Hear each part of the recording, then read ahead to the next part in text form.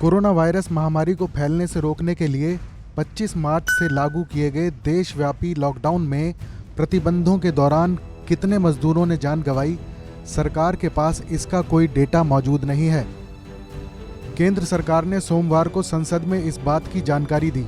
लोकसभा में उठाए गए एक सवाल पर केंद्रीय श्रम और रोजगार मंत्रालय की प्रतिक्रिया में इस बात की जानकारी मांगी गई थी कि क्या सरकार ये जानती है कि कई प्रवासी मजदूरों को अपने मूल स्थानों पर लौटने की कोशिश करते हुए अपनी जान गंवानी पड़ी थी। मंत्रालय ने कहा कि चूंकि ऐसा कोई डेटा नहीं रखा गया था, इसलिए पीड़ितों के परिजनों को मुआवजा देने का कोई सवाल ही नहीं था। सत्र के पहले दिन अनस्टार्ड सवाल नंबर 188 में लोकसभा में भारत सरकार के श्रम और रोजगार मंत्रालय के सामने रखे गए 5 सवालों में दूसरे नंबर के सवाल में पूछा गया था, क्या लॉकडाउन के दौरान हजारों मजदूरों की मौत हुई है? अगर ऐसा है तो इसकी विस्तृत जानकारी दी जाए। इस पर एक लाइन के जवाब में मंत्रालय ने कहा, ऐसा कोई डेटा मौजूद नहीं है।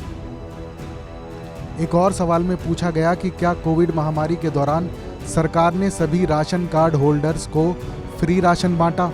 अगर ऐसा हुआ है तो उसकी राज्यवार जानकारी दी जाए।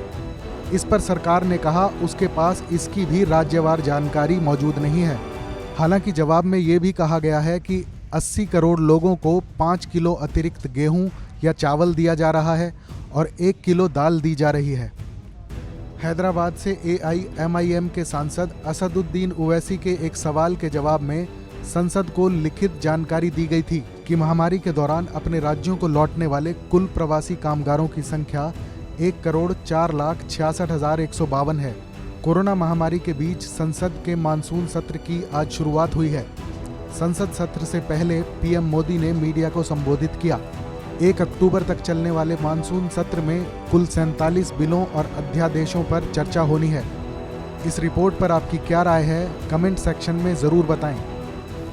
देश और दुनिया की बाकी खबरों के लिए सब्सक्राइब करें TV9 भारतवर्ष।